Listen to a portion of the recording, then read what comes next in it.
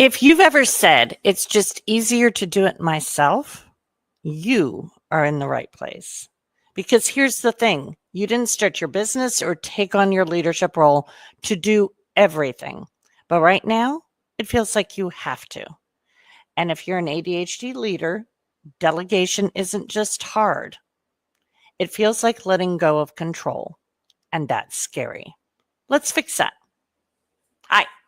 I'm Wendy, and I coach ADHD executives and entrepreneurs to lead more effectively with less overwhelm and more clarity.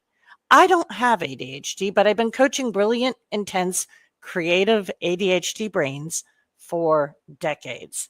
I've seen what happens when you build systems for your brain, not against it. If you're here live, say live and where you're tuning in from. If you're watching on the replay, say replay so I know you made it. If delegation feels harder than doing it yourself, it's not just you. ADHD brains struggle with fast thinking to slow execution from others feels painful. So they're thinking fast and other people execute slowly, and it just is agonizing.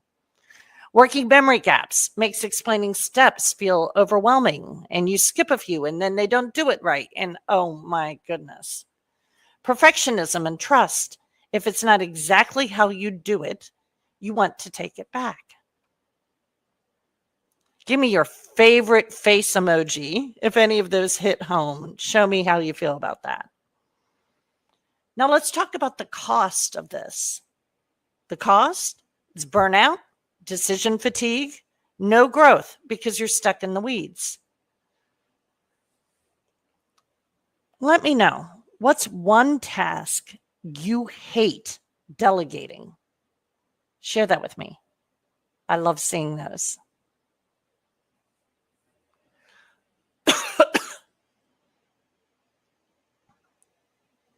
Okay, great. Those are some great tasks that you hate delegating, people. I love it.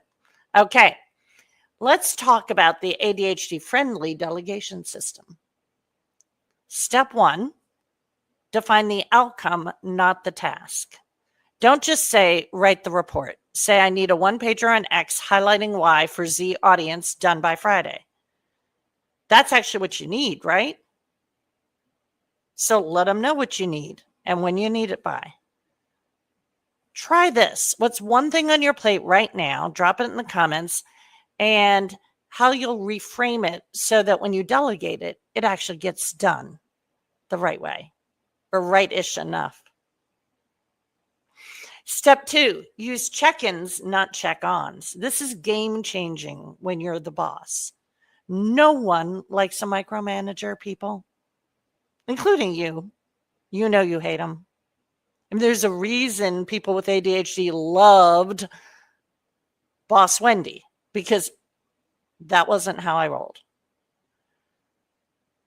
Set one clear check-in, not 15 Slack messages. I'll check in Wednesday at 3. Sound good? Who's been guilty of forgetting a check-in or doing too many? Because when I hear myself say, I'll check in Wednesday at 3, sound good. Well, that's great for the employee, but how many of my ADHD people are going to remember to do that? Then there's the checking in a gazillion times crowd. So which are you? Forgetting the check-in? Doing too many? Let me know.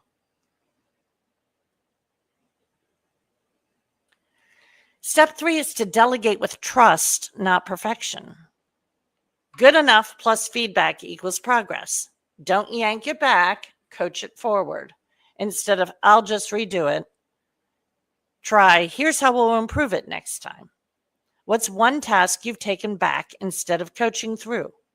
Tell me below. We've all done it.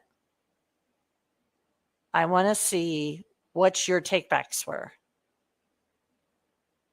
Next time, we're going to try good enough plus feedback equals progress, no takebacks. What changes when you delegate well? That's section 3. When you get this right, you lead at a higher level, you stop resenting your calendar, your team gets stronger, your business grows, your brain gets space to be strategic. Delegation isn't about control, it's about freedom. And that brain gets space to be strategic, that's huge. And by the way, if you're listening to this because your partner in life or business has ADHD, I feel you, first of all. But second of all, we can all benefit from your brain gets space to be strategic. I had an aha years ago. My late husband had ADHD big time. And I realized that, and he was great about doing all sorts of things for our household.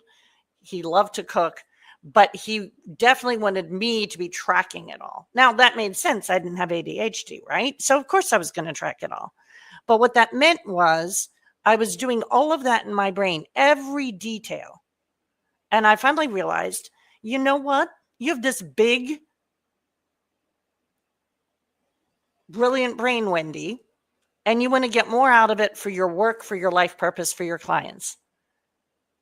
You're wasting too much space in there with all these details. So basically what I did is I got them documented like standard operating procedures in a business.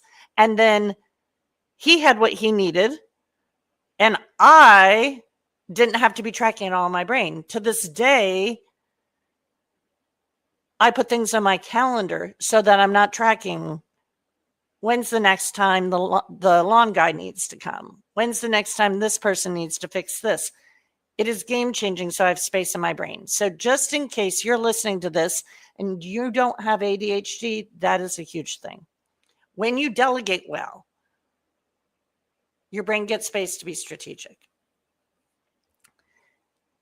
If you're ready to stop doing all the things all by yourself and you want real customized support for how your ADHD brain leads, I'd love to talk. I offer free clarity calls where we look at your systems, your leadership habits, and whether coaching might help you scale without burning out. That's for my entrepreneur people. Also, whether coaching might help you get promoted to the next level without burning out. For my executive people. So drop a call or send me a DM. So drop a call in the comments, send me a DM. I'll get you the link and we'll get on a clarity call. If you know someone who's running a business or a team and they are running on fumes, please share this session with them. They don't need more hustle. They need better systems. This could be the shift they've been waiting for. Share this with them.